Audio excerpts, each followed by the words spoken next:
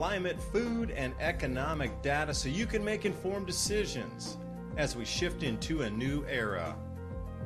Here's what was, this is what's coming. Our world is never going back to 2019, so what will the new era look like? And most importantly, what is immediate that will affect the pocketbook and the outlook into next year so we can all get ready? Thank you for joining. I'm your host, David DuByne. Right along here with the Ransom Godwin every Thursday night. Thank you for joining us. Well, the world has absolutely shifted, and on the 9th this month, Saudi Arabia did not renew the petrodollar agreement with the United States. Now, this was established and finalized going off the gold standard after the U.S. abandoned the gold standard in 1974. This actually predates that into the 1950s. Saudi Arabia agreed to sell oil exclusively in U.S. dollars, exchanging U.S. military protection, basically, and economic development assistance outside IMF fingers and control. None of those ridiculous policies were implemented that the IMF comes in and says, if you default on your loan, we'll give billions to a dictator, but if you default on your loan, we're going to take your forests, we're going to take your fishing rights, we're going to take your mineral rights, we're going to take your water rights, and the list goes on. The agricultural preferences need to be sold at 1/5 of the world price to this company if we operate there. It's just African countries are quite over it, and this is really signals something vast is happening.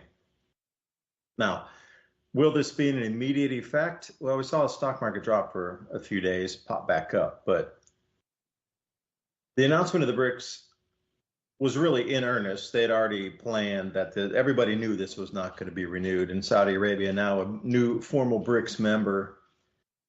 This is year-old news, but it's just finally the final agreements and the final, hey, let's get to a meeting and cling glasses of champagne to finalize it is here today. But those with big money had already moved their assets around a year ago, probably more, knowing that this day was here. So is the news reactionary? Well, sort of, but the big money already made their moves, so it's not going to create a knee-jerk super, waterfall event off a cliff here. But what it entails is, well, a slow drain of countries with the understanding they can't sell everything at once, but they can sell it in batches, like a batch of something. But in the real world, in the economic sphere, they call it a tranche, and that's the real name. So if you hear about somebody selling a tranche of U.S. bonds or something, U.S. treasuries, you got to translate the English into simple English. You could say, well, they sold a batch of. Well, they like to use tranche. Then you know what that means. They're in the trenches in World War III. I don't know. But anyway, the world has definitely shifted here, and Ransom and I wanted to talk about that tonight in terms of you and I, the U.S. citizen. Like, how does this affect us? But at the same time, in the Western Five Eyes nations, how does that affect the greater, quote unquote, Western world? Because we are having a King Kong size wall of bricks put up in front of us, where that whole side of the world that dominated before the Five Eyes nations is on that side of the wall with all the people who want to go along with it. Japan, switching sides over here to the China side. But as we look through some of the news articles here for the evening, I have the newest chart from today, so I want to come back into this too. So they're trying to peg 1 gram of gold to 1 barrel of oil. So currently the exchange rate, this is gold in grams, is 0.9794 for a barrel of oil. It's not quite parity at 1 yet. It's just a little less than 1 gram of gold for 1 barrel of oil. That is going to be ongoing as the exchange rate fluctuates. But they're talking about new agreements in the Sahel and putting up satellite networks. Russia does inside the Sahel to go around the U.S. systems there. They call it, the satellite is a weapon by looking over everybody's uranium mines there, so they want to take that system out of the sky from the U.S. and replace it with the Russian systems. ECOWAS is getting all the Sahel states to join now in one united body. Somalia is setting deadlines now for the Ethiopian ATMIS, which is a security body sponsored by the United Nations for African training. And it just goes on and on and on. And Sudan's, now pledged, obviously, to build Russian Navy bases. And like the Western nations have lost their grip on anything across the planet in terms of Africa, which is this is where the new debt system will be restructured. So we're watching it happen in real time. And, I wanted to get Ransom's take on, as this thing goes in real time, countries are going to slowly abandon our treasury bills in real time. So they're going to sell what they have slowly so it doesn't destruct their economy. But on the flip side of that, they're not going to be on the buying side either. And this is the whole thing I want to get at. Usually there are always an enormous amount of buyers of U.S. debt treasuries out there because, well, they needed those dollars to buy anything on the international market and settle in the market. If they needed oil, they needed different minerals, they needed natural gas, whatever it was all settled in dollars previously. So all these countries had to hold dollars. They had to. You couldn't transact without the dollars.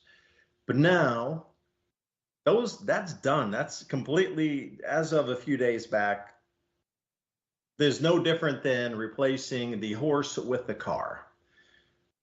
That's the kind of transition we're looking at here, and that is a no BS assessment here. We have transited from the usage of the horse for transportation unanimously across our previous world and the 1899 era, and we are now into the motor vehicle era. And if you understand what I'm telling you, or what I'm trying to say, is we've gone away from the horse to motorized vehicles. Well, we've gone away from U.S. Treasury bonds for universal payments into something else. So how does that affect us? Because every country is going to slowly ditch their bonds. But on the same side of it, no countries are going to continue to buy the bonds. And our government is going to print the money to buy our own stuff back, basically. And where does that put us, the American? Into a hyperinflationary doom loop is where it puts us. Now, will it happen tomorrow? No, but you're going to watch from this point forward never-ending, increasing, staggering price rises. So how do we protect ourselves? I don't know. That's a question for Ransom, and I hope it can answer for me because I'm looking for answers tonight too. Ransom, thanks for joining. Thanks. It seems like, Nostradamus. I know I say that, but, you were saying something about Japan going the Chinese route as far as financially there. And I pretty much called that. They're going to have to go there in more ways than one in the coming future because, well, let's face it, they're completely surrounded, and it's not in their benefit to have China as the enemy and the U.S. as an ally. It just doesn't make sense in this time frame we're in, literally not just geopolitically, but locale. They're right there. I mean, it's in their best interest, and I think you might see a shocker in the near future when South Korea moves towards the same thing. Saudi Arabia, that's not very surprising. They've been threatening it, for a long time. But it really shows you that the system is crumbling. The petrodollar-based economy that has had a grip on the world, which has made us a superpower, along with enforcing the central banks, kind of wishes. So it kind of tells you that the central banks have a new plan. And I don't think they're worried about this. This is the plan, is to slowly crash our system here. But you wouldn't know that by the mainstream media. Here's one.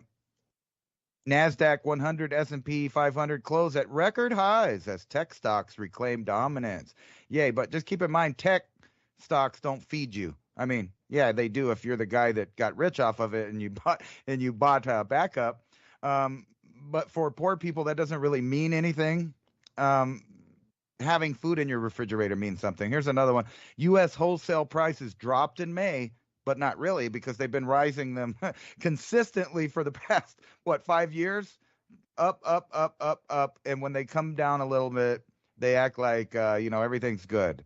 adding to evidence that inflation pressures are cooling. This is the mainstream media. This is Yahoo Finance. They're going to tell you everything is daisies until it just pops, because they're expecting everybody to just understand all of a sudden that the dollar has crashed or something has really, really damaged our economy. But let's get into the physical aspect of, we have a potential for a global conflict going on. And this is what I think is they're going to use the excuse for rising food prices skyrocketing. It'll have nothing to do with economic forces. They'll tell you that it's because of this, this, and this. So now we know we have problems in all of these straits, accesses out to the ocean in the Middle East. Now there's going to be a lot of competition for the South China Sea, and they're going to make trade agreements based on which monetary system they're going to back. So BRICS, US dollar, that's the way it's obviously going to go there. And it's in their benefit for the people in the South Pacific and other areas of the Pacific to go with who's actually present in those areas, which is China right now. They have their arms out all over the place. Matter of fact, there is a new Chinese megaport in South America that's rattling the U.S., and they're talking about, they're just moving in. This is all retaliation, and you can see the military and the financial kind of merging in the direction that they're going to be going here. So you just saw that the United States has signed a 10-year agreement with the Ukraine, and it's really sick what's going on because all these other people see war and, it's because of this or that they're going to war. And what I'm looking at is strategic paternal haptype removal off the planet. In other words, they used to get in trouble when they said, hey, we need some destabilization over there. We'll help give some people some weapons and they can go ethnically cleanse their enemies. And then we'll give the enemies some weapons so they can return the favor. That was kind of old school, style of destabilization. Now we just give the people we want to get rid of the weapons. So most of the Ukrainians are disappearing. They're going to be gone. Yes, it's true. The Russians are losing people. But when you really look at who's getting killed, no one really pays attention. It seems random. And here, let me show you this article right here. Ancient. Hey, wait, Ransom, could I stop you for a second? Yeah, go ahead. What you're describing is this theater of war that's been continuous for hundreds and hundreds and hundreds of years, from kings and emperors and what we know as generals and nations now. That's nothing more than archons in the astral realms somehow giving power to those at the top here to harvest human energy through suffering. And that was my point. So continue. I wouldn't disagree with that specifically, and that's basically exactly where I was about to go with this article about the Maya. This article is about their ancient genome. So they went through and they dug up all these bodies to find out who they were. And it turns out they were all the boys. It wasn't some virgin girl on the pyramid getting, so their corn crops can grow. No, it was massive extermination of the male, paternal haptype. That's the same thing as I'm saying is happening in Ukraine and other places. It's just technological now. And now it looks like it's for geopolitical reasons, but in a sense, it's the same exact thing. And this article gets into it that they dug up and exhumed all these bodies.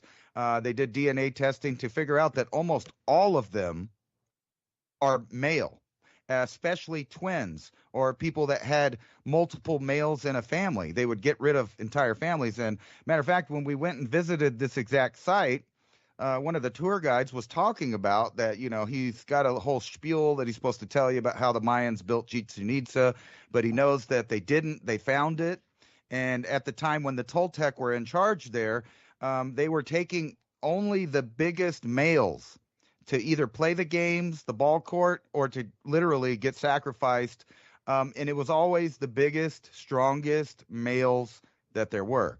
And I'm saying that's what they're doing now in a technological thing. And the way that we're going to see this economy kind of meet, and let's just go completely woo-woo here since you brought up the archons. NASA sparks public panic after accidentally airing an emergency about an astronaut drill on live stream. Now, this was a fake drill, allegedly, that got overheard by people that like to listen in on the NASA frequencies. But what they were talking about is a massive decompression event on the International Space Station. And I know that you'll find that story familiar.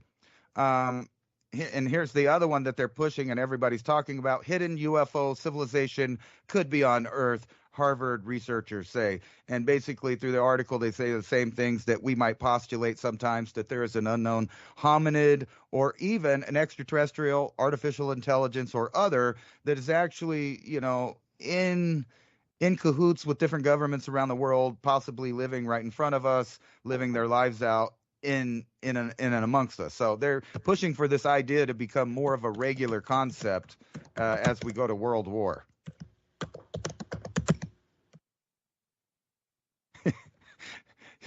Living in a different frequency realm right in front of us. Right.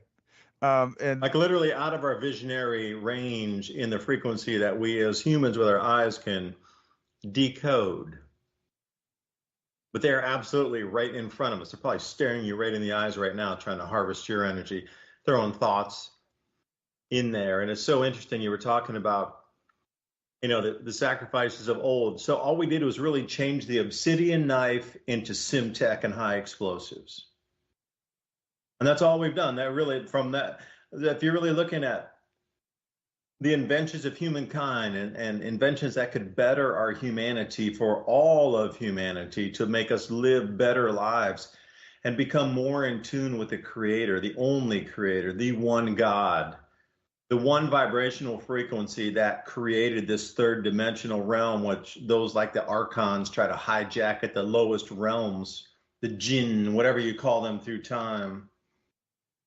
So we've gone from an obsidian knife to, chemical explosives. Wow, such a giant jump. We're such geniuses. Put us in history books across the entire galaxy with trillions of galaxies. They'd laugh at that. But they're still harvesting the same energies. And I was going somewhere with that. I lost my thought. Well, they're definitely harvesting energies. But, kind of where I was going to go to bring it back down to earth is that now that you see the hollow earth, my friend, the hollow earth, is this where the others are existing, that they're finally coming clean, that there's another realm in our crust somewhere? Maybe they think we're so dumb that they told us that here's an article, and I know you've seen it the last time it came out. Earth's inner core rotation slows down and reverses direction, which is a bald-faced lie. It's not going in reverse. They know that. I don't know why they tell people stuff like that. It just, one part of it slowed down. It's still going in the same direction. It just appears to be in retrograde, kind of like Venus. People think Venus goes backwards. It's in retrograde, and that's why their life falls apart, when in actuality it's just on the other side of the sun and appears to us to a different angle. They know that we have a certain perspective, and they can manipulate that from science to politics to literally how you behave, and kind of circle around. Wait till your grocery bill is expensive, not from inflation or the dollar collapse, but before that, when, there just happens to be conflicts going on, or what happens if there's an incident out here around Florida with some naval ships or around Cuba or anywhere else that they're coming over next to our house to show us what it's like. And basically they know, and we know both, that this is just a repeat theatrical presentation of the Cuban Missile Crisis of 61. They're just going to give it to us in new terms. Maybe it'll be the Florida Missile Crisis this time, right? Because we have nuclear subs floating around going, hello, hello. Did you guys forget that we have better nukes, better subs, and they are a threat if you think that they are not part of the world agenda that designs these conflicts? Because I myself, after really, really studying World War II, think that it was nothing more than a theatrical presentation to enact certain things. One would be to get rid of nationalism. If you get a boogeyman up there being a nationalist, you can say, look what it does, and you can point fingers to that, and to where they basically mind control people into thinking that you shouldn't defend yourself. And matter of fact, they're doing that on the basic level everywhere. I forgot where it was. I think Texas or Florida. Another elderly person is being charged with murder for shooting people that broke into their house armed. So that's basically what they do on the world stage. You know, if what do you think is going to happen with all these weapons and deals and feet on the ground in the Ukraine? Well, obviously they're going to end up having some kind of kinetic contact with Russian forces. If not that, they'll allow the Ukraine to commit terrorism in Russia. And let's not kid ourselves. It doesn't matter which side you're rooting for. Violence for political reasons is terrorism. That's what it is. Their terrorists commit that and they do that. And I'm not even saying that's, has to be a bad thing. As everybody knows, our founding fathers were committing terrorism for a political goal. And that's what founded our country here. So it's hard for me to, tell people around the world that they should or shouldn't do something, but should we pay for it? And that's the question. They already have an international system of taking your tax money without your consent, not just on a national level, but on a world level. And they know that war is one way to do it, but it's not as easy as telling you that you're just a bad person for breathing too much CO2. That's much easier to convince people, evidently, is tell them that them existing is the reason that the planet's doing this, that, or the other thing, even though it's been rolling along all this time doing its own thing. And, just a question, though, off the wall, what do you think is with the internal core of the Earth moving at a slower rotation than the outside as the crust? And if it's doing that, should we expect a chain of earthquakes in response at some point in the future? Who knows what time period, that would take in geology, since things take a long time. But maybe that has something to do with the magnetic field also collapsing. I'm sure that all of those sciences are interconnected. So I think that, with all of this information, they are definitely going to pull a move. And I have a feeling that it might be something as simple as tricking the public that the AI that they've created is actually, some kind of extraterrestrial intelligence that's just there to help us out. And and I'll give it back to you, but I just want to add this one thing. I think it's the UK. They have a AI running for office there. And that's something that I told you. Eventually, they're going to say that AI will take care of it better because they don't have a bias. They don't have biases that humans have. Of course they do. They got the programmers. Whoever programmed that thing has the bias. And this is I was kind of working on a video this evening. They've taken us to artificial general intelligence, but they're going to have to explain what that is. You're jumping from a language model from like Chat GPT 3 or 4 into something that's 10,000 times smarter and faster than a human in less than a year with AGI. Like, look for this for the end of the year. I'm just going to make a general prediction here that as we roll into the end of 24 and into 25, you're going to start hearing more and more about artificial general intelligence, AGI, where the artificial intelligence is sentient, that it can think like a human, and it creates its own decisions based on its own thoughts and free will, basically. But we've gone, you think about that, from everybody getting all hyped up in the stock market on, whoa, artificial intelligence, AI, or Chat GPT and all these things. We've come into something literally, and I kid you not, and I do not even, it's probably faster now. Somebody I was speaking to who's really deeply into AI and understands like the meshing between AI manufacturing of semiconductors, on how they're doing that by one molecule layers for specifics, pulling ingots out of their smelters there, for a better term. These things are reconstructing matter in real time by a one molecule layer based on the output of a specific company for its needs in the tech that it is running. So as I was told, we are in just your general world out here that you think the fastest supercomputers that are available to the public, that's generation 5. What they're looking at in Taiwan and some of these facilities is generation 14. That's how far we are behind. So when you put it into a construct of AGI being 10,000 times faster and smarter than humans, making its own decisions based on its own emotions, based on what the programming was in the initial thing, 65 quintillion moves ago. And where do we sit today? Like, try to resell that to the public. By the way, this thing that was just supposed to be like a language thing that was going to help you, generate better titles for your YouTube, and it was going to help you synthesize data and make better, I don't know, summaries for your boss and things. That thing has run away to the point where now it can control everything on the planet and rock everything through your light sockets and decide whether you live or die by if you have electricity, water, or send a drone to your house and take you out. That's the kind of thing they're going to need to sell to the public here in the next few months, because it's already run away to that point where this is absolutely a sentient. It's not just one. It's like human, going into a classroom. You go into a kindergarten class, how many students are in there? Well, this thing with AGI is just running amok with every single developer. They've all developed it by now. It's run away so far everywhere. They're trying to keep it under wraps, really.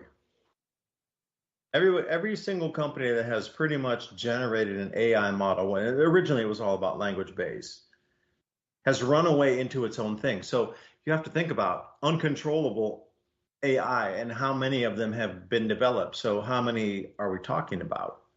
It's not just a single one. I wish it were. It's how many hundreds by now.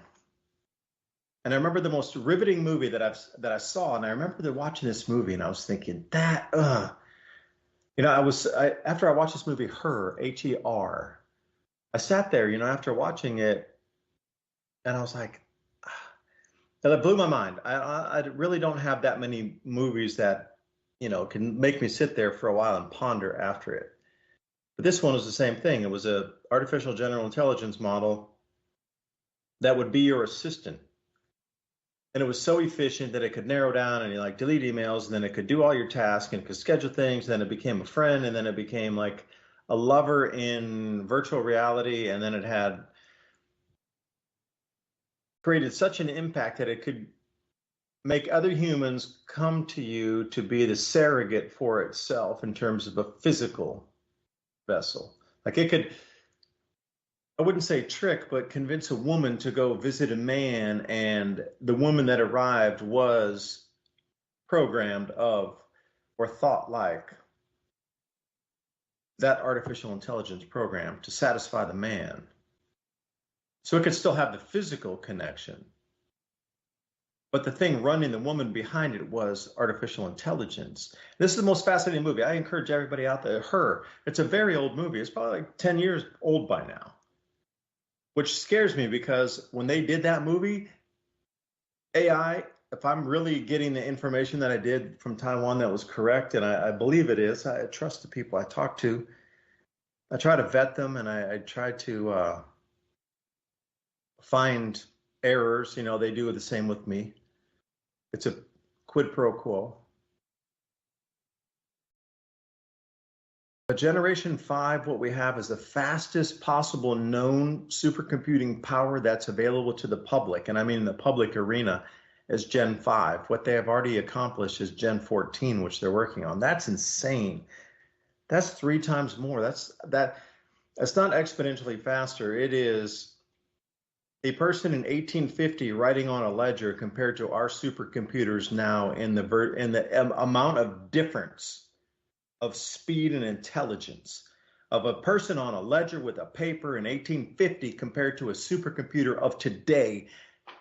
That difference is the generation where we sit on Gen 14 versus Gen 5. So how far are they really ahead right now of what's being told of it, and how are they going to present this to the public? Because you're eventually going to have to come clean, because obviously it's going to be out in the open and somebody's going to see it or discover it, or you're going to interact with it by accident, and then suddenly, then what?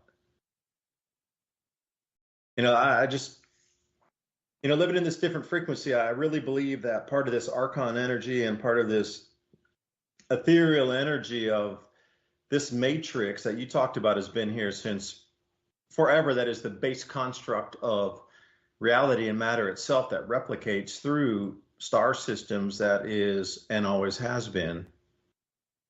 Where does it take us from here? Because we are so far past. You're either going to have to unplug completely and live like the Amish, and have zero copper cables near you to live as a human any longer, or you are going to need to be very careful on how every emotion, that everything you read, every headline, every story, and how this thing is going to try to construct a world for you to believe that you live in. I don't know. You're talking about the same thing, Ransom. I'm going to pass it back to you.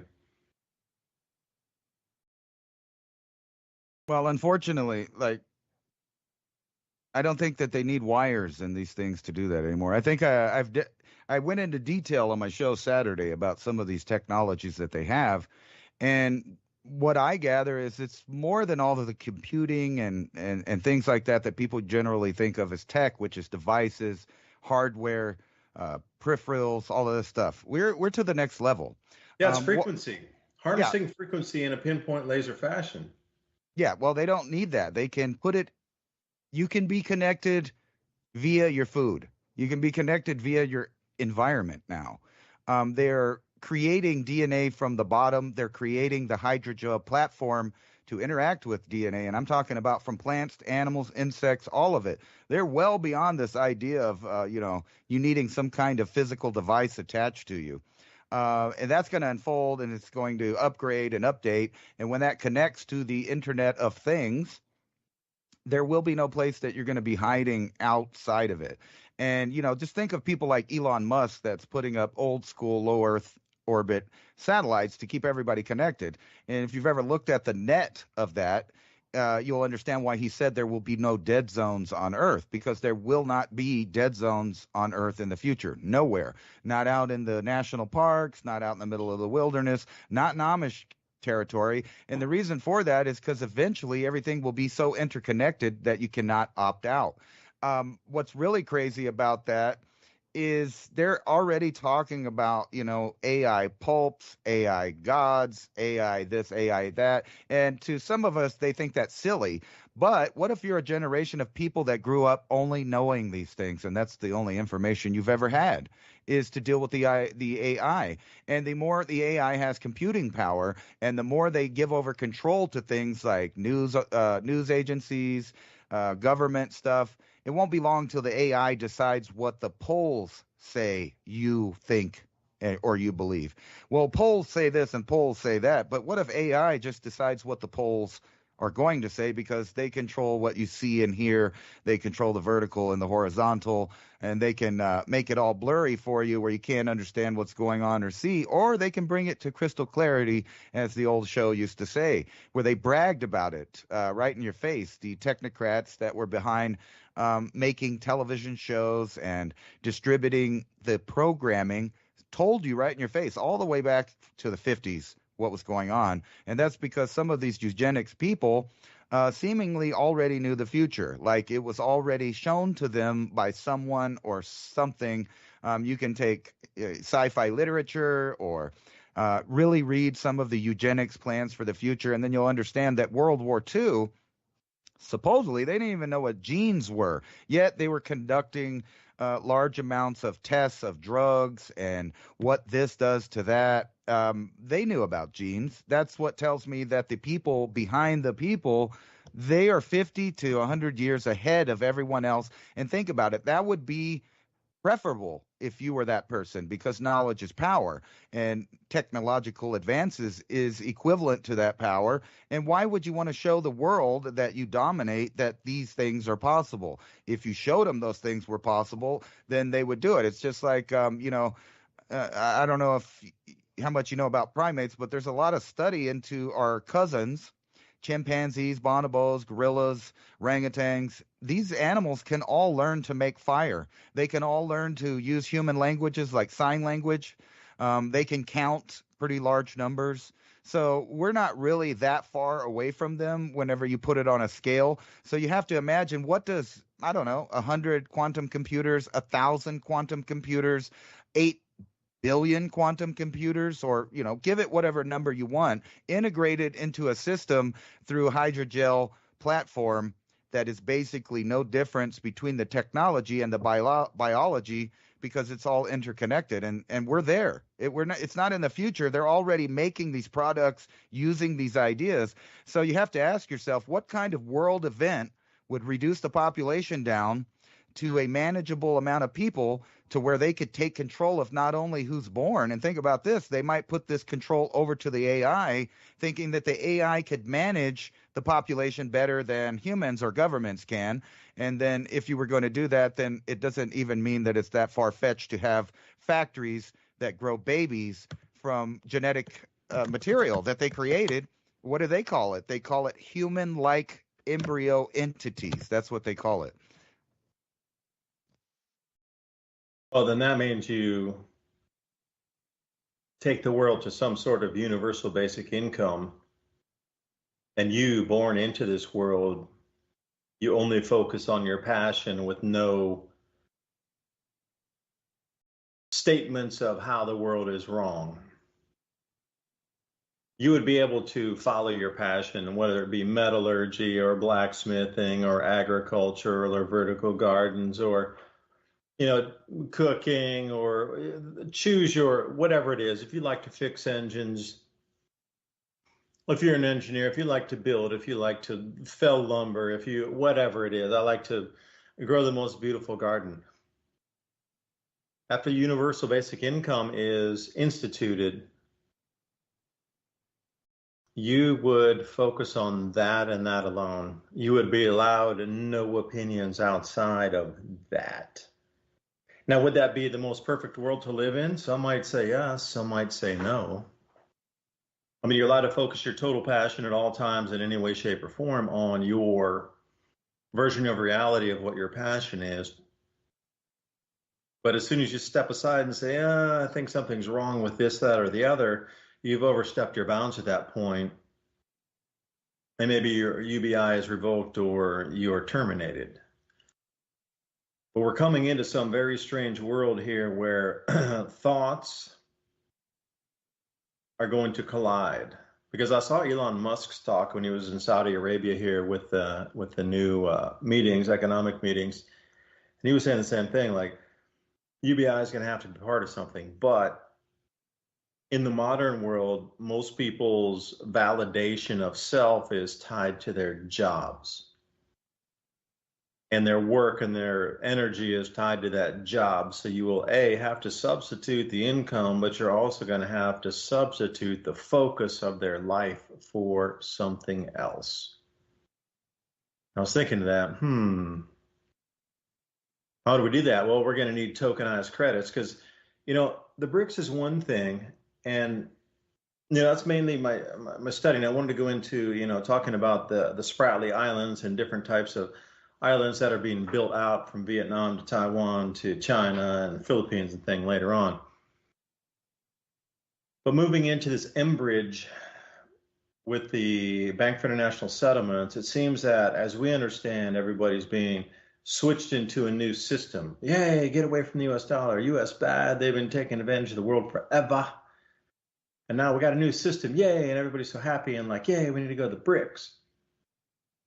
But the Bank for International Settlements, the same BIS, which is the central bank for the central banks, which has been in control for the last 80 years, which is definitely dictated which countries can develop, which countries shall be exploited, which nations shall stay as the superpower, is the same institutions that's going to run through this whole new system that's going to decide what a gram of gold is worth in terms of a commodity, how the global back commodity is going to be on a distributed ledger on whatever it is, from manganese to cobalt to oil to water or salt, or it doesn't even matter. You can trade anything on a commodities as long as you can tokenize it and write a smart contract. And again, the BIS is all over and distributed ledger technologies. They're all over these new integrated like layer 3 for Ethereum. And they're really pushing their fingers into everything, and they're just having us switch systems. And you have to ask yourself, why? It's the same BIS that was in control of the old 80 years before us. but it's the same BIS that's integrating and going to be the spearhead for Enbridge for the BRICS. That's going to take us to the next 80 years. So I'm really wondering, like what kind of changes other than digital currencies that can be programmable to turn your money on or off. And it's going to integrate with UBI. So I mean, what are you going to do? You're going to get all this money, and you're going to be able to do anything you want. And then what? If you criticize something, your life means are removed. I don't know, man. It gets a little complex after that. I did have hope for the BRICS to come in and try to break something free where there might be a possibility to move in a different direction. But after seeing BIS was the spearhead of all this new Enbridge and all these things, we're just going to repeat the same system again, yet in a digital format, in a digital fashion, and there's going to be much more control over it this time versus your free cash to spend. So I don't know, perhaps the visions of the future are already our distant past, perhaps.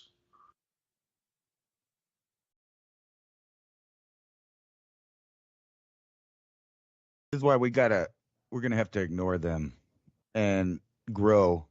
I saw this article right here, and I didn't even read it.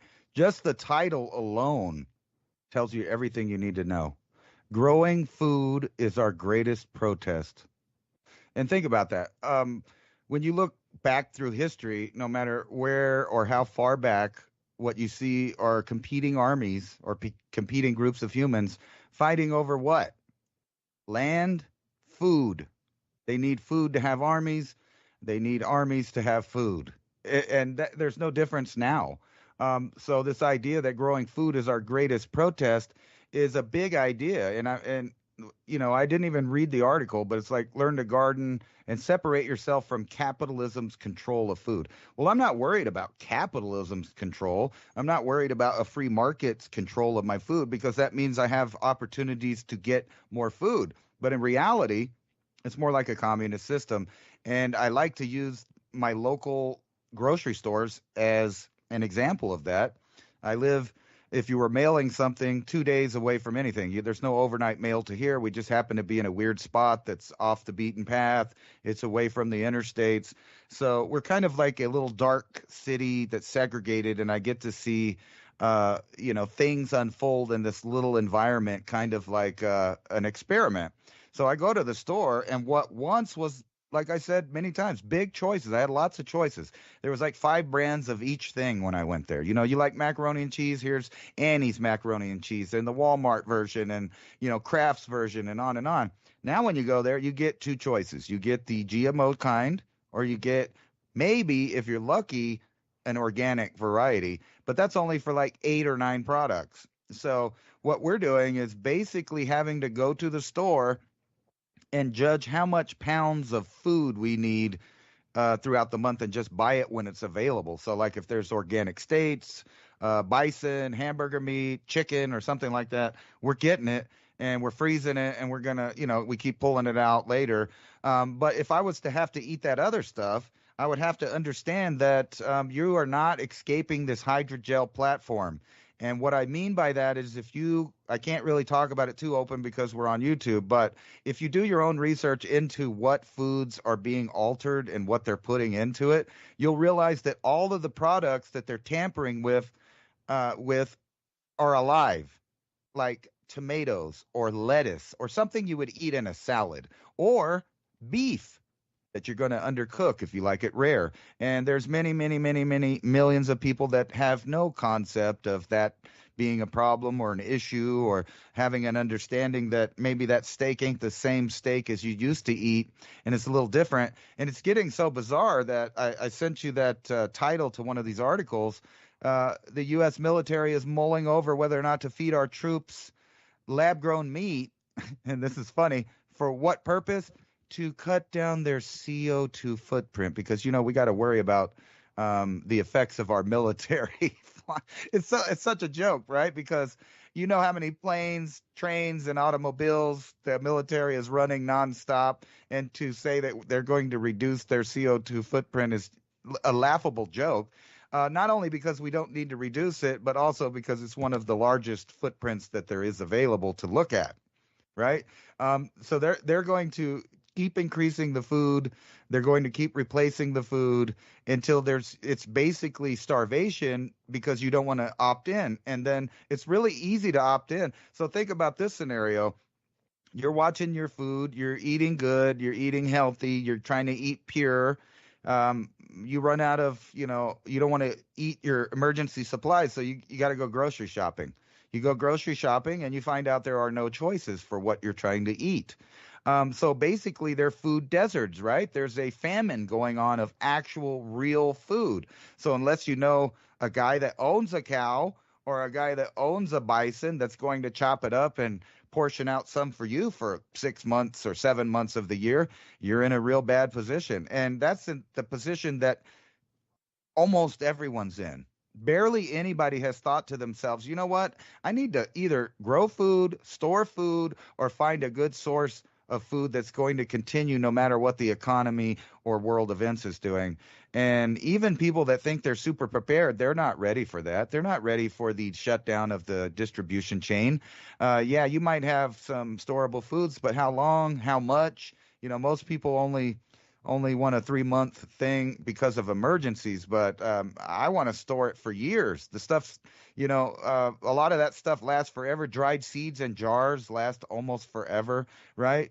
So you can hide stuff and do what they did during the Great Depression, which is use the earth and go around the system to survive. And a lot of people did that. We know that they did that. And we know also the people that were dependent were in soup kitchen lines that sometimes ran out of food, or there wasn't much food in the soup. It was mostly just broth, and they'd be lucky to get some bread with it. And that's happened over and over and over again, not just in the U.S., but many other countries throughout time where people starved to death. The government took precedent on who got the food. Their troops got the food, and even sometimes they didn't even have food for the troops. Just ask the Russians in World War II. What they were dealing with was basically no food, a frozen landscape, and people pillaging what there was to get. People didn't even have the option of something like the Second Amendment to defend themselves from either other hungry Russians or invading Germans. So they were in a spot there, and we know millions and millions of people died of starvation, not just the war. They just, if it would really blow someone's mind if you just went back to 1920 only back to 1920, or no, we can go back to 1915 and then just count not just the people that died because of the wars, but the outbreaks that followed the soldiers around and the starvation that happened and the democide by the government to prevent, people from seeing that there was massive starvation, and just start counting all the hundreds of millions and millions of people that is, and it would just blow your mind. It's horrible, and they're trying to do it again. That's what I see.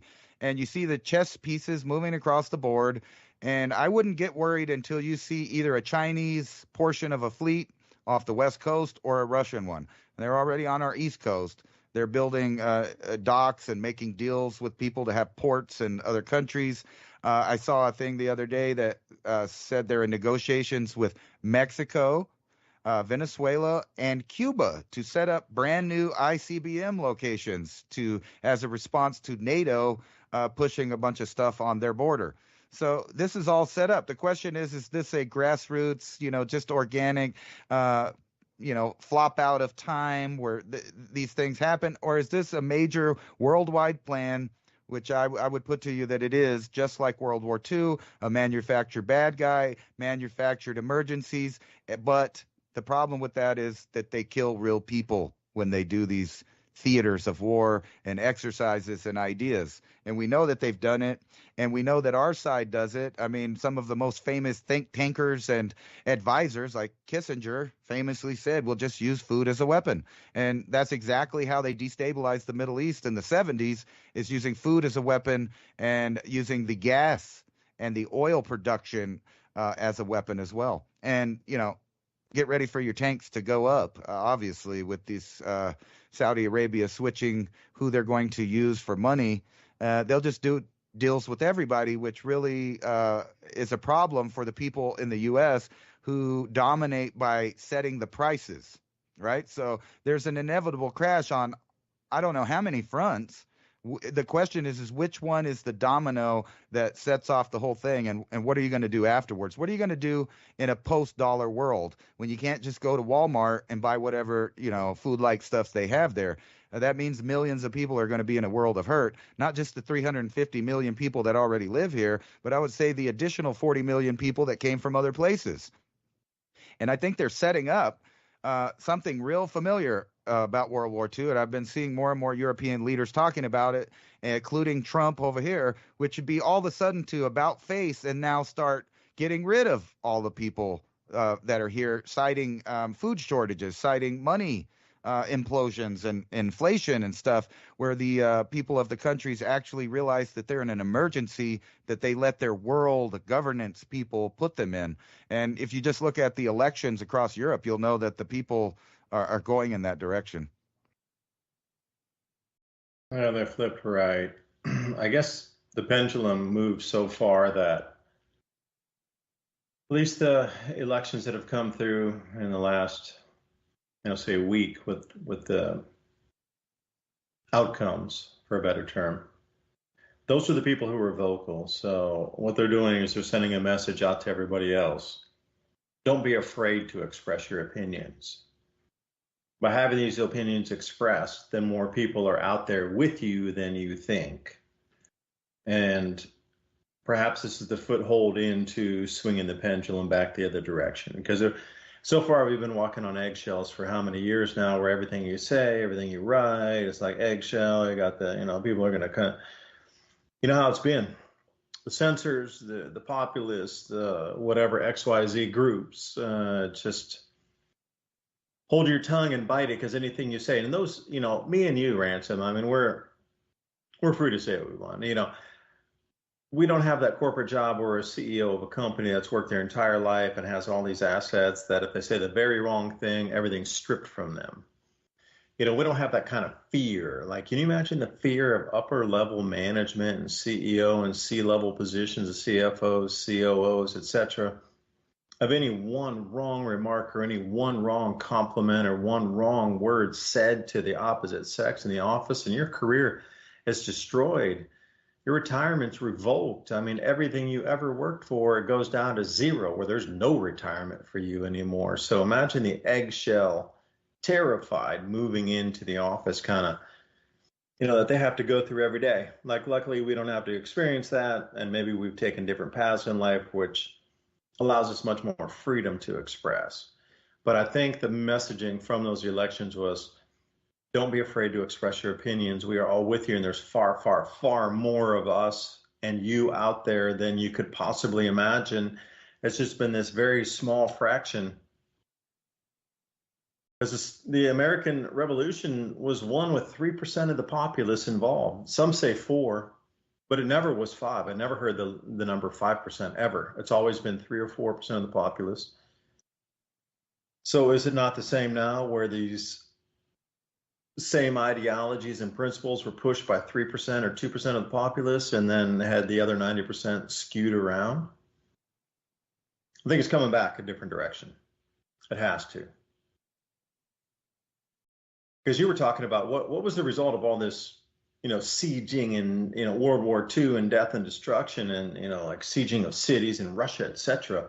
Well, the end result was trading recipes for boiled belts and eating the glue off the wallpaper in the homes of the time that used glue manufactured basically from horse hooves or mules' hooves. Do you realize it got down to the point where people ate the glue off the wallpaper, and the homes were stripped bare of wallpaper at the end of the famine? Most people know Stalingrad, Leningrad. Sieges in both of those places were people were eating the belt. Do you realize the belt that you're wearing in your pants? They were boiling that to try to get some of what you referenced, bone broth out, some broth out of it. But at that point, too, there were far, far, far, far, far less chemicals than there were today. So things were, relatively very natural. So part of the recipes for boiling it were just as you would do today. You have to boil it for 15 or 20 minutes. Think of Jerusalem artichoke. You need to boil it for 20 minutes to remove some toxins. taro as well. You're going to have to boil that to remove some of the toxins. Boiling your belt to remove some of the chemicals. We're talking in the 1940s, though. There's a certain amount of time you need to boil your leather belt to remove all of the dyes and that sort of thing to turn it into some sort of almost like you've seen a dog chew on one of those rawhides for a good 12, 15 hours and it got incredibly soft. Well, that's where your belt turned into, and then you would cut it off in a little slice, throw some salt on it, and try to chew on it as long as you could to get something in your belly. That's what these kind of wars bring to people. And that's not a vision of reality that I see myself in at all, in any way, shape, or form. I do not accept that. I won't accept it. Is my reality going to be different because I don't accept that reality? And are we in the hologram or what your thought creates for you? And, you and I, Ransom, will be in safe positions. And the new wealth class coming out of this transference and shifting of our planet. 500-mile journey to California in what would become one of the greatest tragedies in the history of westward migration. Reed found others seeking to find fortune, adventure, and new beginnings on this perilous trek across the West. Among them was the Donner family. Others like the Graves, Breens, Murphys, Eddies, McCutcheons, Kesebergs, and the Wolfingers would come too. The successful Reed was determined his family would not suffer on the long journey, as his wagon was an extravagant two-story with a built-in iron stove, spring-cushioned seats, and bunks for sleeping, and 2 hired servants to help with the workload. Reed's 12-year-old Virginia dubbed it the Pioneer Palace Car. Also in the group were the families of George and Jacob Donner. George Donner was a successful 62-year-old farmer who had migrated 5 times before settling in Springfield, Illinois, along with his brother Jacob. Obviously adventurous, the brothers decided to make one last trip to California. At the bottom of Jacob Donner's saddlebag was a copy of Lansford Hastings's Emigrant's Guide, with its tantalizing talk of a faster route to the Garden of the Earth. It's tough, but the going's good. Tamsin Donner writes in her journal, I could never have believed we could have traveled so far with so little difficulty. Indeed, if we do not experience anything worse, I shall say the trouble is all in getting started, but as leader of the wagon train, Tamsin's husband George Donner is aware there's one final obstacle to their journey, the Sierra Nevada, with peaks up to 14,000 feet. It's known if you fail to clear the mountain passes before the first snow falls, the repercussions and results can be both horrifying and deadly. As the Donner Party approaches Utah, George Donner makes a pivotal flaw in his decision to splinter off from the main party. Hastings Cutoff says it's a fine level road with plenty of water and grass, saving 400 miles. As it turns out, Donner's information is wrong. In fact, the so-called shortcut adds at least 100 miles to the journey. High in the Sierra Nevada, the Donner Party enters the Truckee Pass. They're only 30 miles from the California plains, but supplies are dangerously low, and traveling through the mountains is taking its toll, ending in a broken axle. The Donner Party stops to make repairs, but that night, 5 feet of snow falls. Soon the drifts are 60 feet deep. The Donner Party will be stranded for 5 months. In just 3 weeks, they've eaten all their food. Then they kill their pack animals. Next, they eat charred bones, twigs, bark, leaves, and dirt. Finally, a suggestion was made that were one to die, the rest might live. Cannibalism. On Christmas Day, 1846, a Christmas feast like few others takes place. They devour their first human. Bodies are cut up, flesh labeled so people don't eat their own kin. Later, 4 rescue parties bring out some survivors. The very last finds a man named Ludwig alone. Around him, a scene that haunts us today and will continue to leave a lasting mark in history. Ludwig is surrounded by bones and entrails, a 2-gallon kettle filled to the brim with human blood. Also nearby is George Donner's body, his skull split open, his brain removed. Tamsin Donner's body is never found. It also seems a man named William Foster shot 2 Miwok Native American guides named Lewis and Salvador for food, which is the only instance of anyone in the Donner-Reed party that was murdered and eaten. The rest of the cannibalized were already dead. They took the survivors to Sutter's Fort, California, by the route that is now known as Donner Pass. Stranded in the early snows of the Sierra Nevada mountains, nearly half the travelers died of starvation and illness. Even today, Interstate 80 has to be closed occasionally due to heavy snows and blizzards. Only 45 of the original 81 members of the Donner Party survived. This truly was the worst road trip ever, which reminds us not to be complacent but instead be proactive with our prepping. We don't have to worry about not having food to last. We have My Patriot Supply. And right now, you can save $200 on a 3-month food kit with Adapt 2030. Adapt and stay prepared.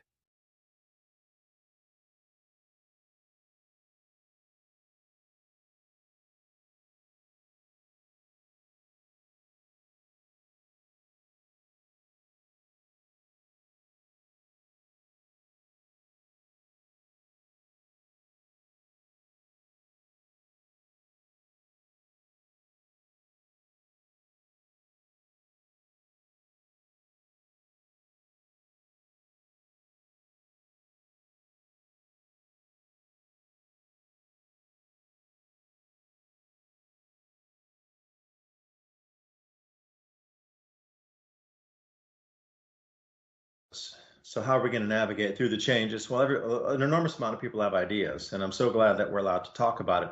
50 ideas, 50 different viewpoints, all available here. Revolution Radio. Everybody can talk freely.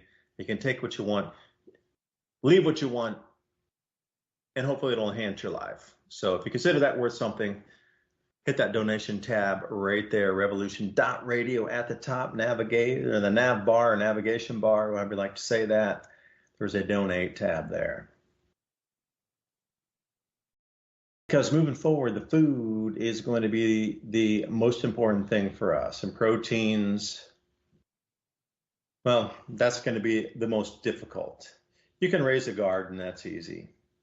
Hunting, in the beginning, if you have your own private land and you know where all the resources are, you could harvest that. But I'm telling you, I have a pest license I have a registered farm anyway, so my pest license includes rabbits off season because they are absolutely devastating our gardens and what we put out for our plants this year. But those plants are for sale later on. The produce off the plants are for sale later on.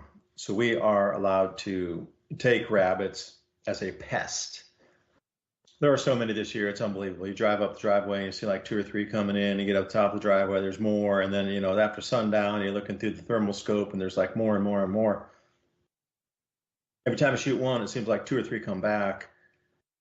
Like in a really grid down situation, they would be hunted out completely. Because the skittishness of me, one dude hunting on my own land to get rid of a pest, which I need to get rid of because now it's taking out part of our crops. Me, one guy, as soon as boom, a shot rings off, a couple, you might get a few, chances out there. Rabbits, sometimes they'll try to freeze if they hear something, but you get like 2, maybe 3 maximum, and boom, they're gone. But then they don't come back for days. So it's not like they just sit there days on end where you can keep hunting and hunting and hunting. It's they have a shelf life of acceptability of noises around before they move, also understanding the danger. Like once you harvest like 2 or 3 rabbits in an evening, man, you won't see anything for a few days. Like they all understand. Like my friend Ralph got taken last night and Gertrude over there is no longer there. What happened to her? So everything is very skittish and off base. And they're just like, the forest goes, or the rabbit in the forest goes silent for a few days. Like you take one, you won't see them for a while. And they'll come back, give them a few days and don't make any more noises for, a good 3 to 4 days and you'll see something again. But during these times, you read about the stories of the Great Depression and the diaries of the Great Depression, and everything was hunted out and you gotta realize that's the 1930s. The forests were so hunted out that It made no sense to go that far in for the deer because you got to realize in the 1930s, also the coolers, what we consider coolers, and refrigeration technology for transport, just it's not what it was today. So the resources they spent to go that deep into the forest to harvest a deer, by the time they got it out, it was rotted. But how far are they going in? And to the point where the forests were completely hunted out, the sparrows were gone. That's how far it was hunted out. So where does that leave us today then? If you think that's going to be your option to hunt, no. So I could start for a quickie because Ransom, he left off last hour talking about going in to buy steaks or food in the store by the pound that the family needs for a month, for example. So I'm going to give you my personal, we went and got a Holstein steer from the Amish, 850 pounds, and it was $2 a pound live weight. So 1,700 bucks, and they only use cash. So you have to have at least that much cash laying around to go pay for the cow. And we took it to a butcher, and it weighed out. I'm just gonna round it off. It was 425 pounds live weight. It was a little bit more because we took the tongue we got the liver and the heart out of the animal too. So we were able to extract a little more meat than most people because they would just go for steaks, ditch the bone and all that stuff. We had a couple bones that were left in there. But otherwise, the hanging weight meat, like the total amount of meat we got was about 425 pounds. Then we spent about $75 for them to prepare the sausages that came out of some of the meat there. And it was $500, let's say, evenly. So you're looking for an 850-pound cow, steer, not a female, steer, male. 425 pounds of solid meat of all the cuts you can think, from like the T-bone to the ribeyes to the New York strips and everything in between, the Korean cut steaks, and there's like just a tremendous amount of meat there, tremendous. It cost $2,200. Then if you split it with somebody else, but then putting away 425 pounds or that's a lot of meat. Then you got multiple freezers full of meat, splitting off with some relatives, splitting it off with some friends. So let's say you're left with 200 pounds of meat. You're like, 200 pounds, that's not much. Dude, it's going to fill your fridge and freezer completely. So what happens if your power goes out? I mean, do you have your burners with your natural gas propane cylinders there to start canning immediately? Because the old timers and some of the people who I know that always get like full beef, if you're going to buy a full beef, the number one thing that they've taught me or I've learned is when the power goes out for a prolonged period of time, the number one thing you need to do is have a second backup plan so that meat does not spoil. So the instant that you're in a prolonged grid down, this is predominantly in Florida. I'm learning from some people in Florida after hurricanes. They got a full beef down there. Freezers go out. They know they're going to be out for 7, 10, 14 days. What they do is they start firing up their burners and canning immediately, where it goes from the frozen straight into their canning jars.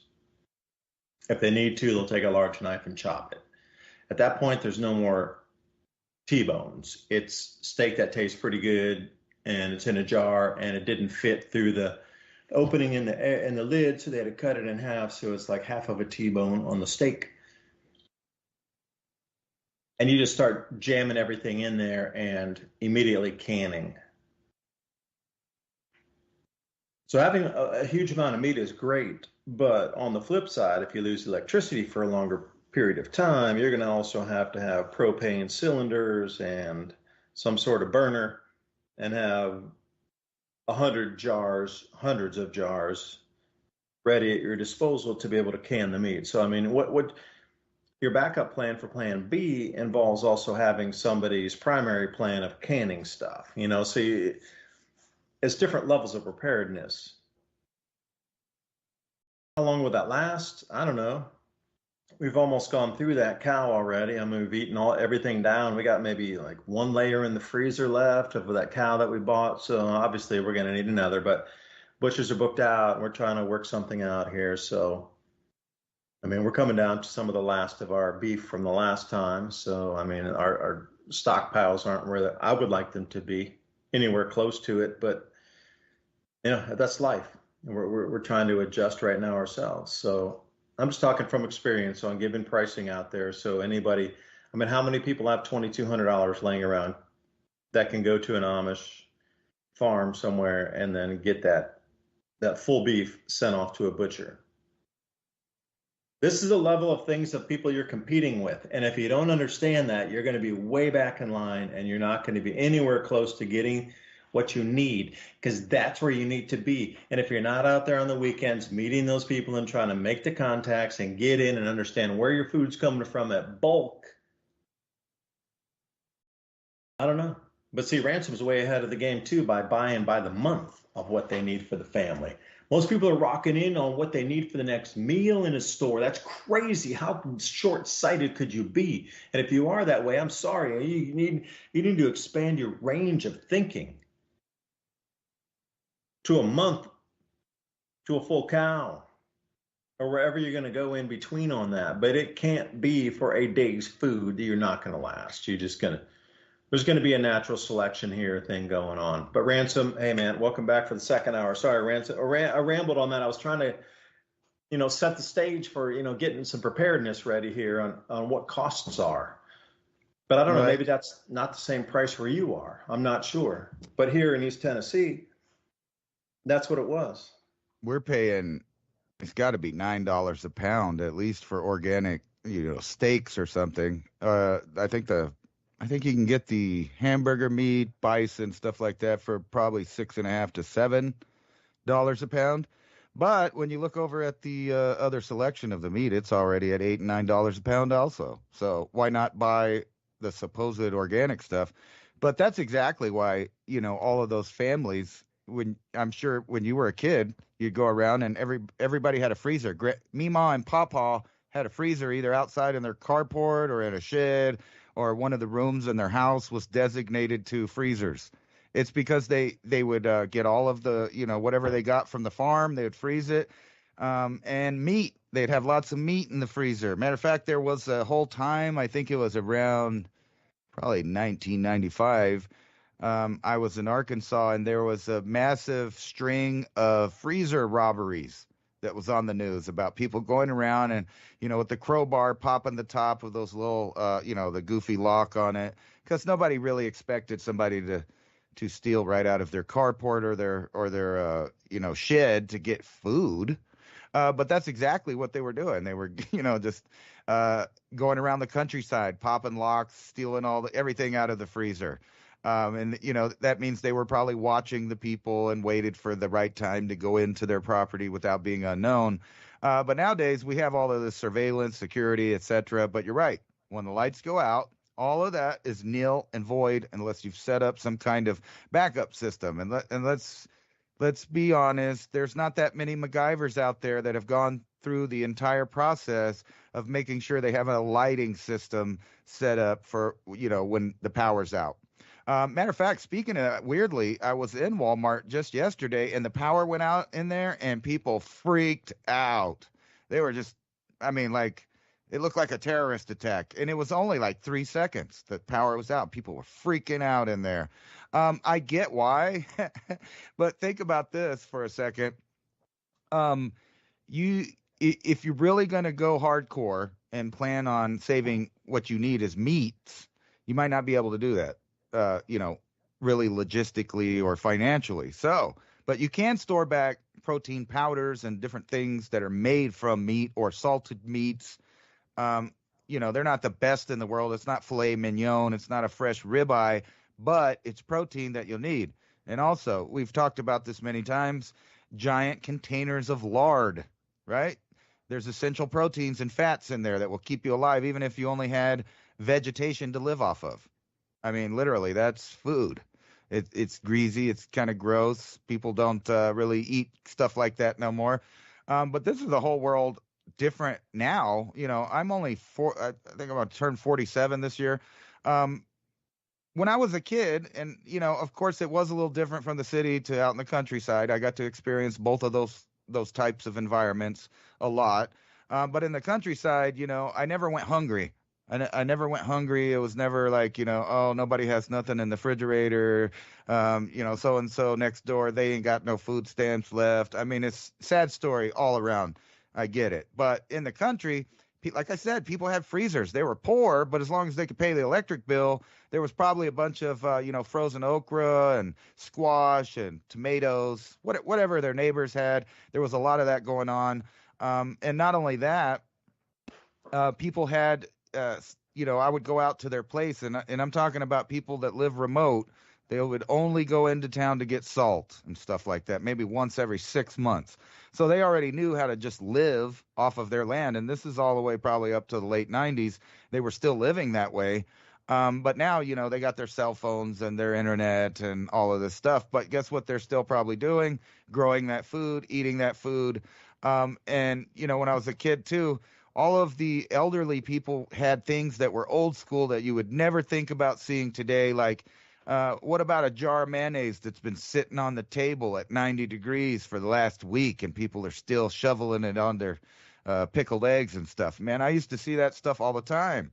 People were living that way. Those were the old people when I was a kid. They obviously, most of those people are gone, but their boomer kids didn't, for the most part, in my opinion, did not take the lessons and the way of life seriously that their parents had, and they didn't understand, I guess. I don't know really what the issue was, but there was like a whole generation of knowledge lost between boomers and Generation X. Thankfully, most of those people were grandparents, and even though their children didn't listen too good, they tried to at least pass it on to their spoiled brat grandparents, which, I'm saying, I mean, grandkids. I was one of those that they, called snot-nosed brat and all of that stuff. I heard all of those sayings about that when I was a kid. Yeah, I'm hungry. Hey, shut up. Children are meant to be seen and not heard.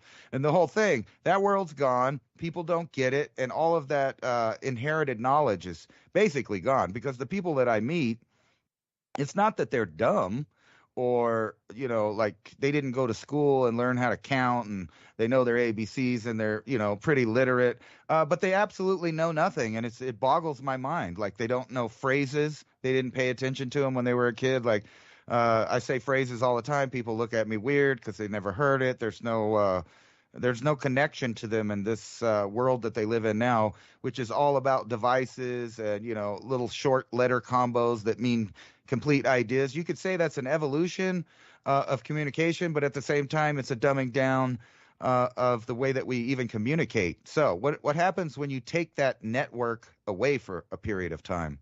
Because I'm not saying that it'll go away forever, because the elite plan on using this network and control system mechanism. They've already proved that it works.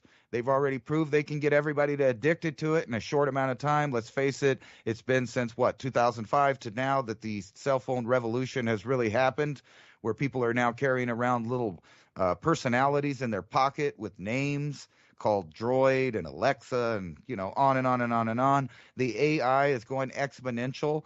People now use the phone and the internet and Google and Wikipedia and things that are edited on the daily and censored as their hard drive for their knowledge. So you have to remember that when things get rough, that these people are uneducated, they don't know anything, they haven't been paying attention, and some of the main things that you need to know, they don't know.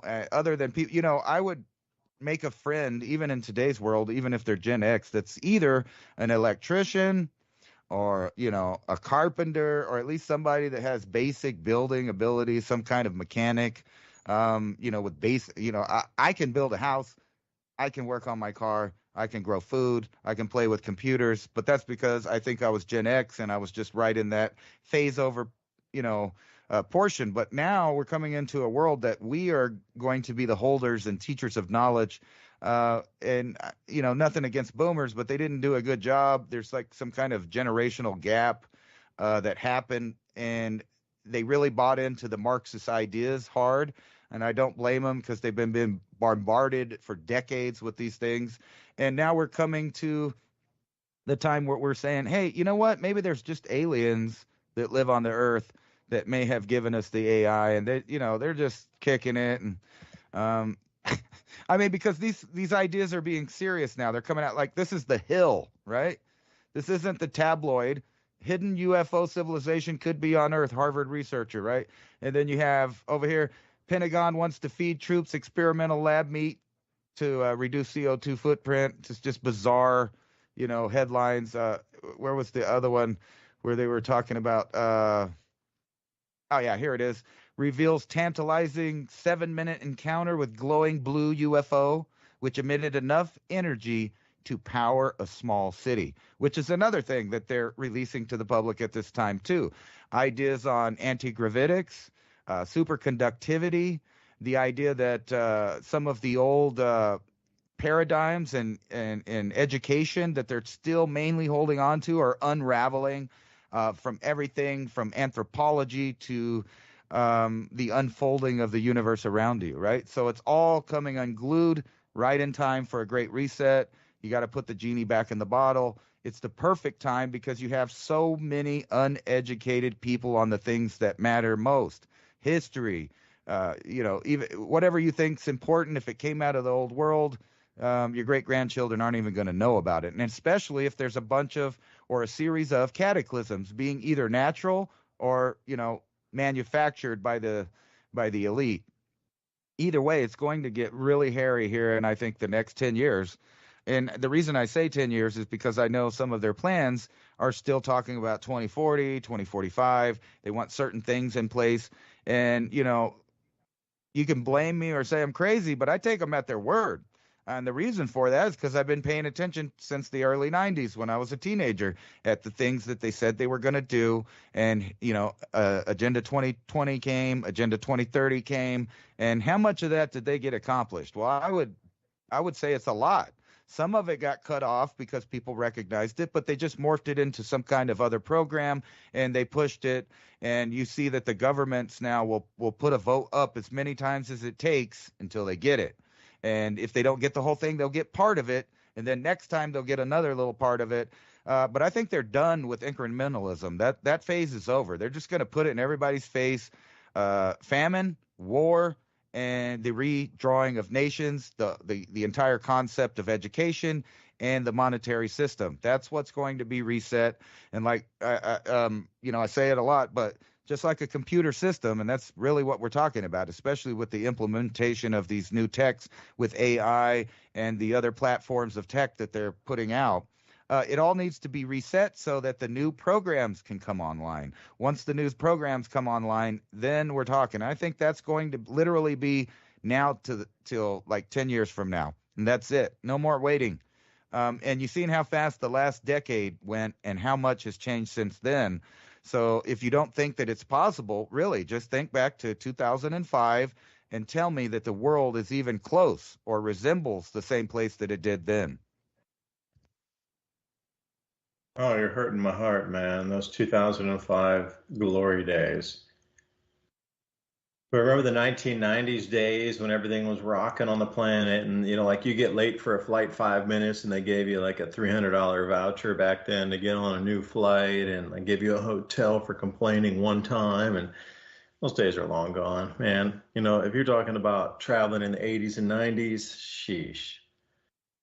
But they would come on an announcement and go, all right, if anybody wants to give up their seat, we'll give you a $300 voucher and give you a free hotel in the city where you're at right now. And we'll get on the next plane the next day. And we'll upgrade your seat to like a business class seat if you take the next flight. And just watch people raise their hands. Now they overbook on purpose. Crazy. But, living in an old world and then getting plunged into this new world and then seeing a new world evolving, like living in 3 different worlds in my lifetime. It's quite the interesting viewpoint of coming from a child, having that grandparent experience you're talking about. Because my parents went from Leave It to Beaver to the Beatles. Right. That's like a huge, gigantic change. And then, visiting the grandparents on the summers and helping repaint the house and that sort of thing. And they had the root cellar and seeing all those old ways that they still lived in, but then also getting plugged into the new world where, oh, grandparents, they're not cool. They're still got a damn root cellar and stuff. Like they don't have a fridge. Like, come on. Learning that kind of, getting in that like opaque world of splitting worlds.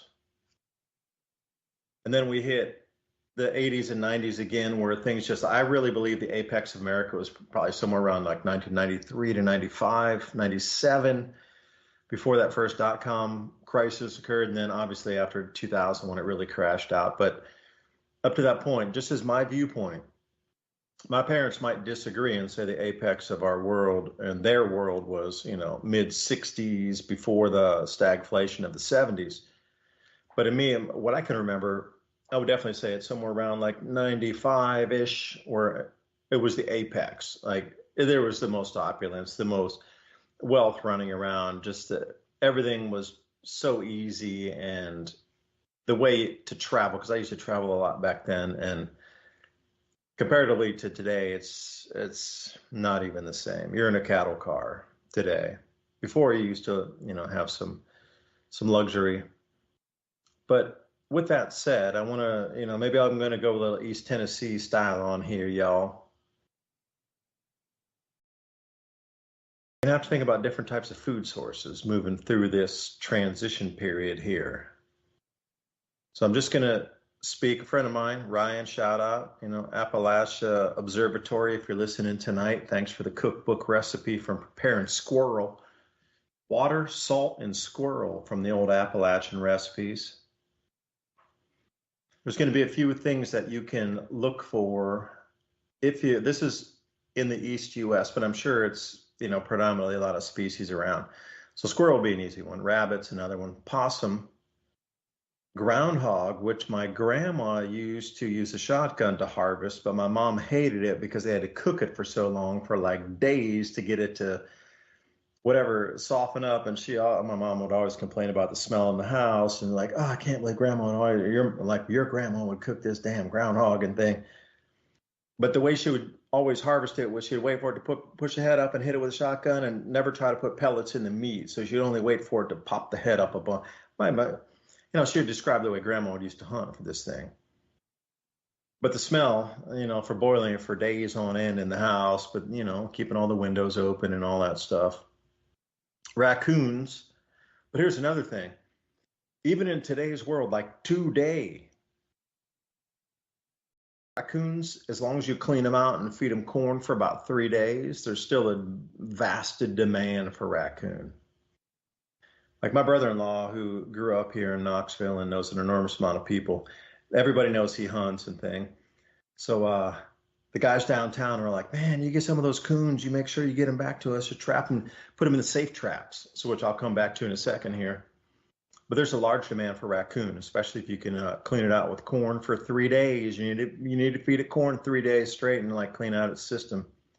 And don't overlook turtles either. There's a huge amount of protein sources with turtles.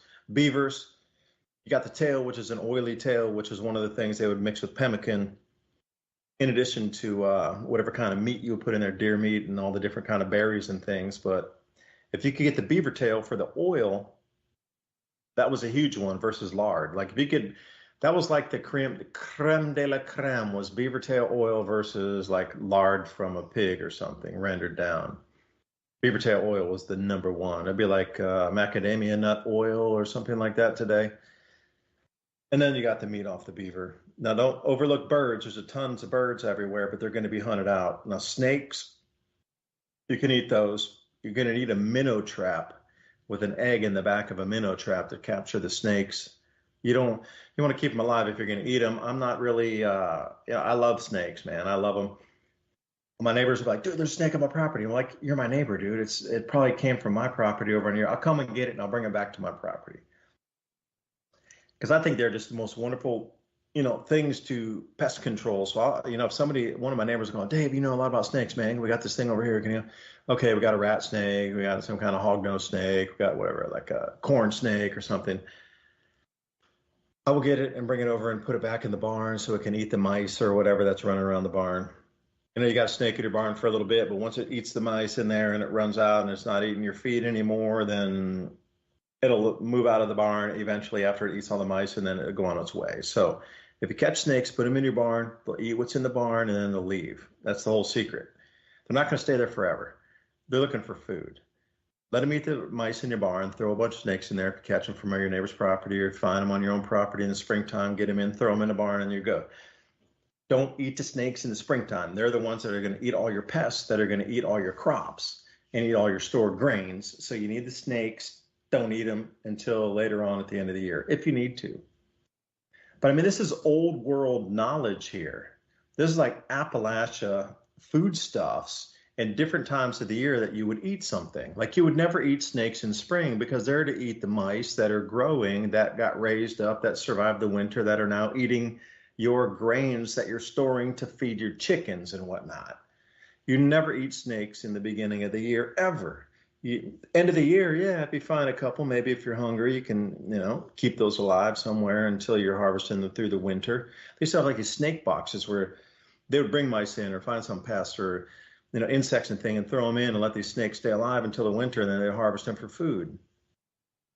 I think about the enormous amount of birds, from the pheasants to other types of, if you get hungry enough, you're going to eat a sparrow, which I never would even consider doing because I'm always going to be more prepared than that. But if you're listening to this and you're unprepared, bro, your last choice is going to be a sparrow. And I pity you if your food source and you are grateful for harvesting a sparrow, you didn't prepare enough for listening. And anything that we are saying, or even get the general trend of where the world is moving to, you are blind. If you are harvesting sparrows when you are hungry, you are blind to what the rest of the world is happening right now. And I am so sorry that your eyes are not open enough to see that. Safe traps are the fastest and easiest way to catch. You can go hunting all night. You can spend your time getting super tired, staying up till 4 in the morning, 5 in the morning, getting up at that time to go hunt or whatever. Okay, deer, something bigger, cool. Put out a safe trap. You're going to catch something 100% every single night, every single time. As long as you put the right bait in there with peanut butter and you get some other oils, some veg in there, you're always going to catch something 100% of the time. You just put it out, snap, and the thing's still alive. So you can keep it alive as long as you need to until you want to harvest it. But I'm just talking old world Appalachian, just everybody knows this stuff. So again, if you're looking at competition, somebody going out that knows all the butchers and knows all the people who raise cattle, that's going to be your competition for getting meat in the future. The people that understand how to harvest food on their land in terms of every single mammal or reptile that is described to you: squirrels, rabbits, possums, groundhogs, raccoons, turtles, beavers, snakes, fish, if you're in a pond, obviously. You're competing with them, the old people who know the old ways too of being able to harvest those animals. So don't think you're limited to a supermarket. If you know where to look and how to set traps, there's still something that's going to wander into that. So anyway, Ransom, I was just trying to explain that, supermarkets, we're going to have to rewind the clock, because you were talking about grandparents. And the only way anybody's going to move through this next segment of our world is if they remember the ways from our grandparents. And that is going to really separate the wheat from the chaff. That's absolutely true. And I've been watching a lot of these videos of people bragging, about getting little voles or rats, gophers, all these different things out of their gardens with the little traps that you put in there. And if you really think about that, I personally, every time I see one of those videos, I think, well, one day there's your meat source. You're not only growing the food, but it's also the bait for some meat to come in, and you might raise your eyebrows at that. But a lot of those animals, like you said, the whole time you were explaining that about keeping them and, maybe letting them get bigger. If you wanted to eat those things, you would probably eat the snakes. If you don't want them, normally You don't want those things around your stuff. But if the goal is to bring those type of animals, lure them in, you might grow crops that the wildlife also likes. And that way you get a 2-for-1 bang for your buck there if things are really that hard. I know normally that sounds counterproductive, but every time I watch one of those videos where they pull this big old fat gopher up out of the ground that was eating their strawberries or, pulling all of their tubers up and eating them and stuff like that, I think, well, you fattened it up, you might as well eat it since you killed it. You know what I'm saying? And the snakes, really, I always laugh at people that, they're kind of like busybodies, but I think they have good intention. But they'll be the ones that calls the city or the county on some wild cats, and then 3 months later they're whining because there's a 20-foot rattlesnake in their yard. Or mice are running around their house and chewing up their wires. Squirrels are known for that. But if you had cats, you wouldn't have those. If you left a snake, you wouldn't have those other things either, because that's what it's looking for. And you're creating the environment around you. And that's something I think people just really don't understand. We have such a connection with the earth that everything that you do in an area, let's give it an acre.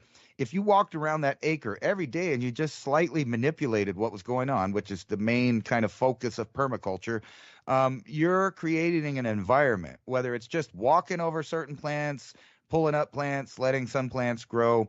You could just make the environment, but you have to keep in mind that it's not just you. The animals also like those things. So you can literally plan out how and what is living around you.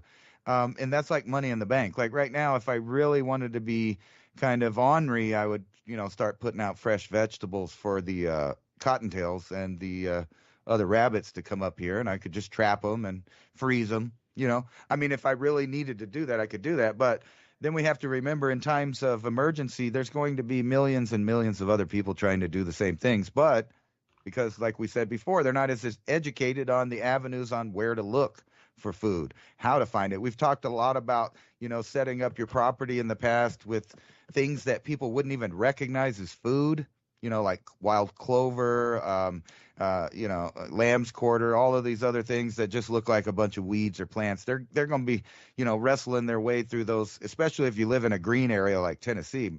I could just imagine, the amount of time it would take actually to manipulate it, because it grows so fast there. Where I'm at, it's a little bit easier. So like this year, I didn't plan anything yet because I was expecting the really hot part of the summer like last year, and I know it damaged a lot of my plants. So I know that the season is a little bit longer here than most people get. So most of the plants can handle cool nights. So I'm just going to start late after the heat wave and then plant everything and see what I get. But because I've planted like 3 years in a row, I can go outside right now and find stuff that I didn't plant this year that just started growing because of putting the plants out there. So there's carrots out there. I've seen some potatoes still growing in different places that must have just had one little piece of potato I missed. They're growing a bunch of plants, melons, because some of them rot every once in a while and they fall down off the vine before you get them. And then, every time you water it, spreads them around. And then next year you just go out there and there's cilantro and there's potatoes and carrots and melons growing. I didn't plant anything. But this was just from minimal effort for the last couple of years. So you can imagine being on a piece of land, or at least have access to land around where you live. You might not own, that's kind of in between, or forest areas. And you can go out there and permaculture it and have a nice hike all the time. You can do stuff during the winter. You can imagine the future. And really, that's what separates us from animals that a lot of people don't really understand, is that humans are kind of wired not to see a problem if the problem is far off in the future. So, we can deal with saber-toothed cat. We can deal with the person starting violence with you right in front of you. Emergencies that are happening now, a lot of people are kind of wired to deal with that. But if you can really think about traveling to the future, or being a time traveler, so to speak, and realize that if you keep in mind any goal or any action and you focus and concentrate on that, and you continually just make a little bit of effort every day to continue that path, it's basically like time traveling. You can skip to the future where you're going to be at, where there's all kinds of stuff there. Like, I've been just letting little elm trees grow around the property where they want to come up. And now I have 10 years later, these giant trees starting to grow on my property that I don't water. I don't water because they've gone down to the aquifer already. So out in the middle of the dry, dirty, used to be a savanna grassland, but now it's like a mesquite desert. There's giant trees growing all around people's properties because where it can grow, it will grow. So it just needs a little bit of help. If you live in one of the places like you do, where you get plenty of rainfall, you can just mentally landscape the whole thing. And I'm sure I'm speaking to the choir to you because that's exactly what you're doing there. But you can just see the future in a few years. And if you keep in mind that there's going to be hard times eventually, that's exactly what you're trying to design, is an earth that will symbiotically feed you back as long as you keep doing those actions. That's something that the entire civilization, mostly, except for in third world countries, have moved away from. I know it's kind of trendy for some people to garden and stuff, but they're not really putting in the effort in a planning for the future type way where you're putting back years of food. And you know what? Who cares if things don't turn out bad and they stay peachy? Those things will be around for the next generation to be able to do something with if, and God forbid, they end up with those scenarios. And I wanted to, just before I shut up here, go back to this Mayan. A lot of information came out of this article that they're not even talking about. So, we know that they killed all male children, just about almost 100% male children. They purposely picked families that had twins or multiple children in it, multiple males. They killed them when they were young, literally preventing a future army from existing. The same thing that I was talking about the permaculture. Well, these guys, the people that really think about things into the future, and they're alive today, believe me, they plan out these things. They know what the repercussions are going to be because of knowledge of previous cycles. So they can just say, hey, we need to sacrifice all these children for whatever reason. And if that becomes politically popular or culturally popular, like, I don't know, Planned Parenthood or something, you can get rid of entire HAP-type groups and just prevent future armies from, messing with you. But think about this. This is another key. This happened between 500 and 900 AD, which is also the same period in which the Maya go dormant for like 100 years. And actually, all of this really started right in 539 AD. I think it's right year, right? Or is it 579? I forget. Anyway, the worst year to be alive year. I forget which exact year it is, but it's right in there in that range in the 530s to 540. And all around the world, everybody starved to death. Everybody had crops frozen. I mean, it was a really bad year for all cultures. But the Maya specifically, they just disappear. Poof, they're gone as far as building and stuff. But they didn't disappear as far as sacrificing a bunch of people because there were bad times. So that's probably the reason that they did it. But they also had other agendas, obviously. That's why they only killed males. They made sure to get twins. I know that sounds familiar from more recent time periods targeting twins. But it shows that after, all of these volcanoes or whatever happened, that these people totally went crazy. They sacrificed people. Their populations dwindled almost to nothing. But not only that, they set out and started conquering. And we know that because up here in the Four Corners area, we have people like the Gambler. Chaco Canyon starts its construction about 600. That would be right after this. So the people started collecting seeds and grain out of necessity, I think. Because, the last 50 years were pretty bad because the earth got put in a reset, probably due to multiple volcanoes and some cosmogenic material coming down on the earth. But all of these things came from this. And if you really study South American history, Central American and North American, you realize everything reset right then about 600. So from 530 to 600, all of the old empires went tits up, and a bunch of new empires showed up and took their place, and culture changed, ideas changed, and indeed the hap types of all people changed because, well, a bunch of people disappeared. So you could see how that correlates today, and it doesn't matter if it's a man-made global emergency or a natural cycle, the result is the same. They reset completely. Well, you just hit it on the head, 100%. Like, these cycle durations are known through history for thousands of years. So if we look at a Mayan reset, say circa 535, 545, that's very late very, very late in the game of understanding. If you're going back 4,000 years of history and they're understanding the cycles, the cycles coming through, you're only 1,500 years in the past.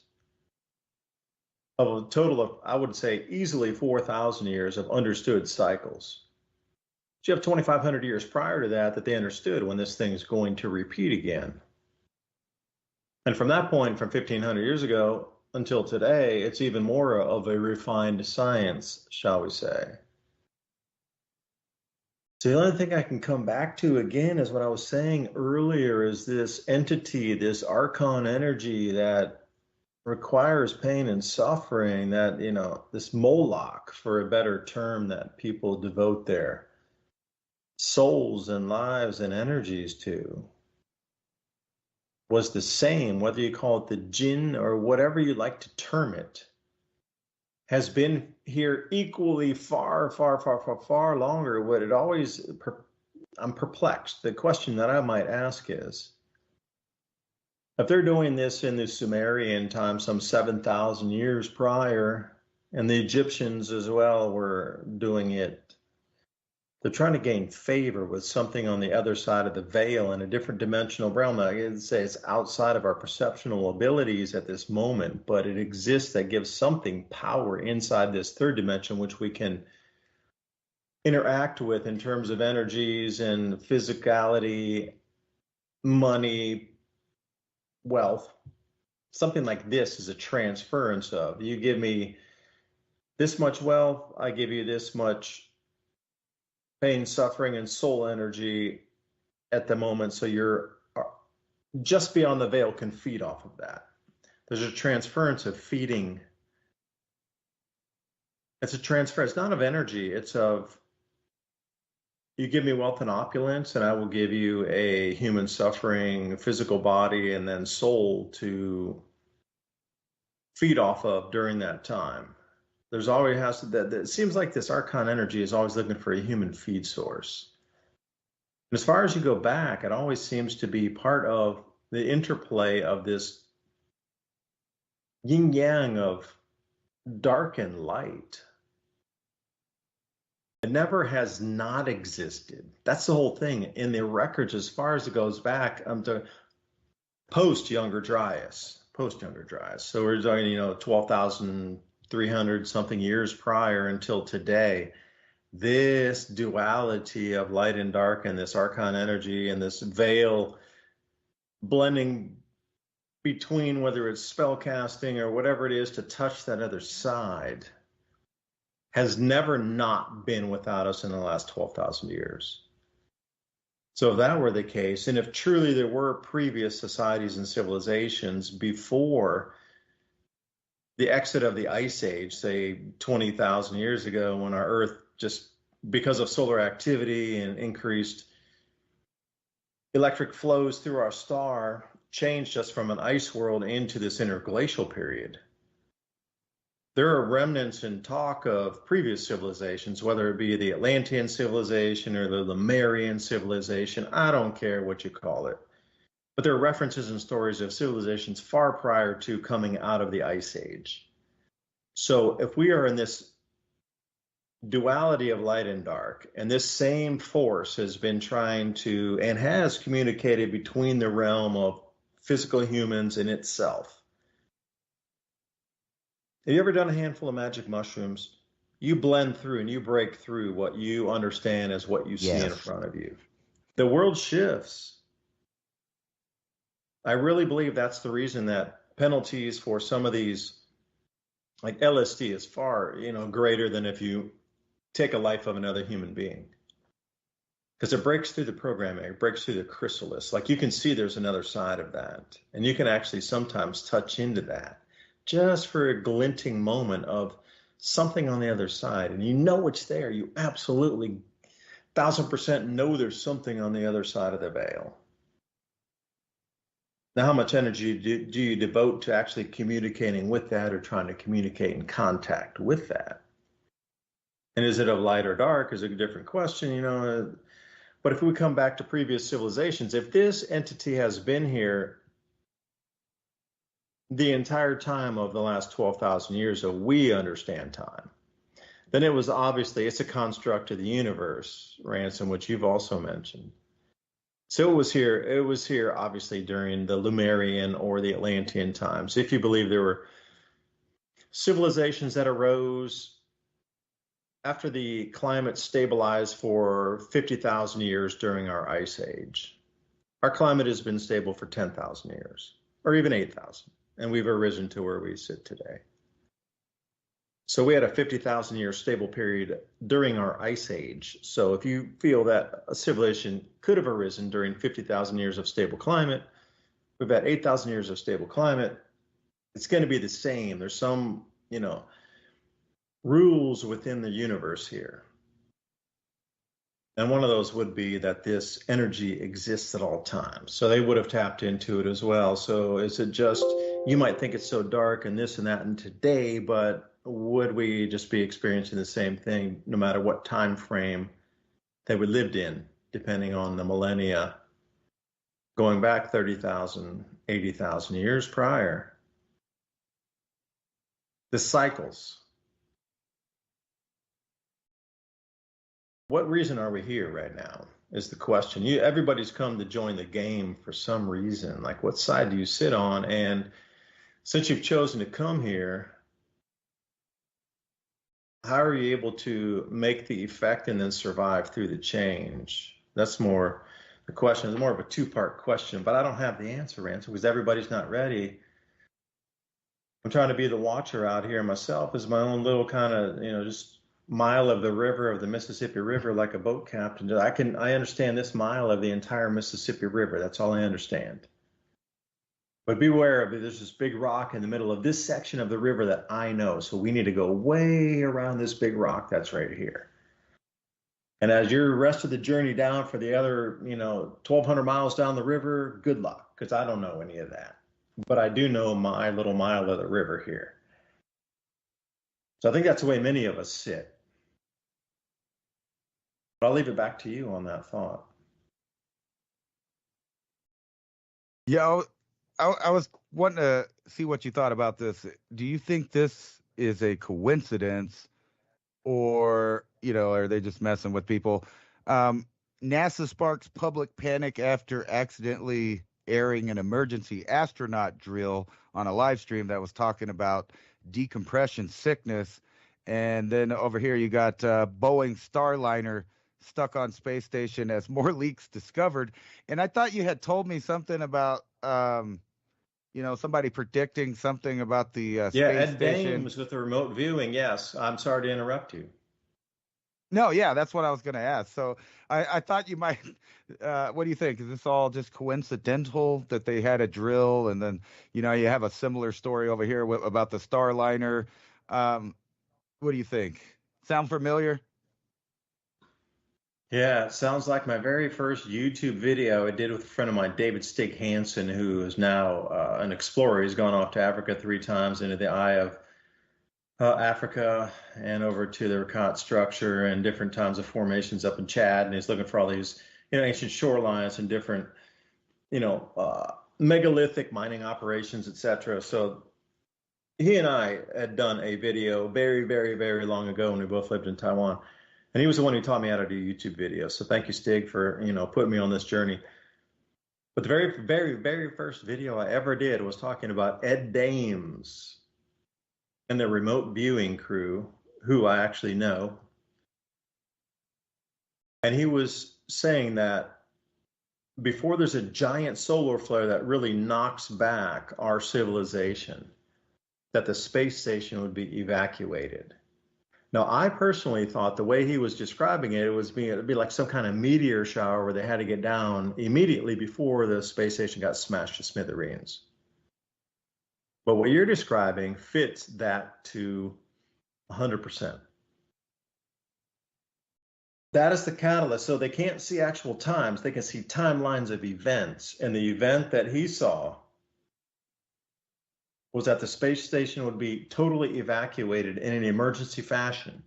And after that, shortly after that, there was some sort of solar like X50 or something that would come and beyond Carrington event that was, 10 to 100 times stronger than the Carrington event that would literally wipe half of the planet's technology back and fry and spark an enormous amount of fires. And they would just have not only the actual physical matter from the sun pounding the side of the planet, not a micronova by any means, but something that would run down every wire of every copper wire on the planet into every house and ignite it on fire, and every building. That's the type of event he was talking about that preceded, or sorry, the evacuation preceded that event. And I'm really talking like an X50. So, you're describing something that just goes right in that vein of, excited sun that we're seeing now, and then this same thing with the evacuation, possibly, of the space station here. If they come down and they're being forced down, I will absolutely start to be very nervous.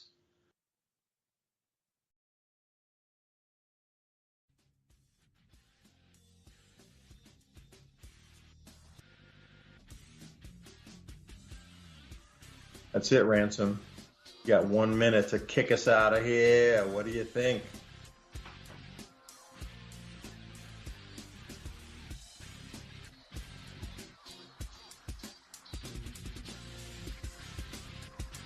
Are you ready for the next 50? You